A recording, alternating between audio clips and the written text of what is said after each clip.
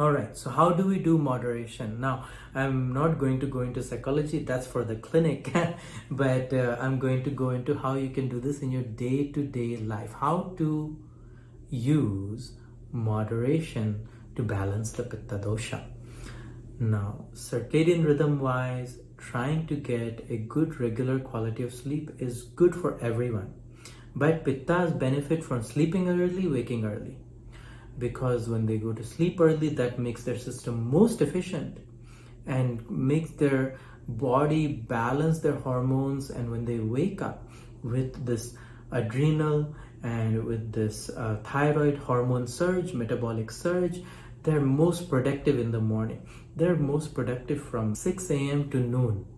And then things need to slow down a bit because they burn so hot. And so be an early sleeper, an early riser. You will find yourself giving yourself the most benefit and greatest efficiency in your life and your work. Okay. Then moderate sized meals. I generally tell Pitta, because there's a tendency to overeat because of the high hunger, start with a small serving. Go back for seconds if you need to. Again, a small serving of seconds, and then ask yourself, do I need more? Compared to what you tend to eat, very likely you can get away with eating 2/3 of what you need to eat, but you tend to eat more because you get so hungry and you overserve yourself. And Pitta is, this is not fair that I'm leaving food on the plate. I have to finish it. Okay, this is either taught to us or we make up this belief within ourselves, and this comes through by overeating. And no matter how hungry you are, serve yourself a small serving, go back for seconds, and then ask yourself, am I really that hungry to eat a third serving? Okay, you will moderate yourself and you will lose weight too. All right. Then there's meditative activities. So there's cooling breath and Agnisar pranayam, which can be found in the different videos, or you can request those videos. Some of them we've released on YouTube and some of them we provide on request, mostly because they're a little bit more advanced practice or part of some other courses that we offer. All right.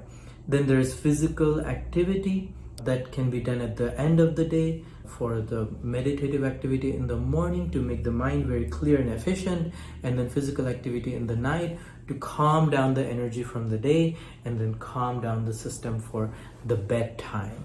All right, so weightlifting, resistance exercises are good, followed by moderate amount of cardiovascular activity.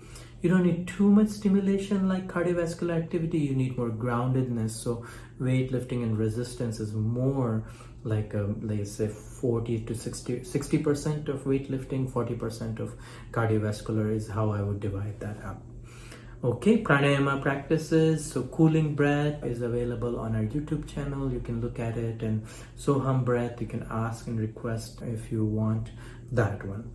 Lastly, there is self-care practices that is related to doing self-massage. Head and foot massage is really good for balancing the pitta. Applying especially sandalwood oil, which is a very cooling oil, is beneficial to the Pitta Dosha. So Chandanadi oil it is called traditionally. Then forward bends are really good, kind of releasing the tension from the back. And then backward bends, things that are maybe like a bridge pose or camel pose, are really good for the Pitta Dosha because it opens the solar plexus.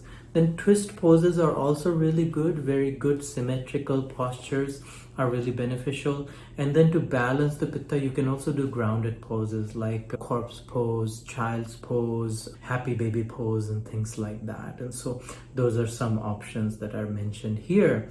Lastly, drinking room temperature or cool water is beneficial.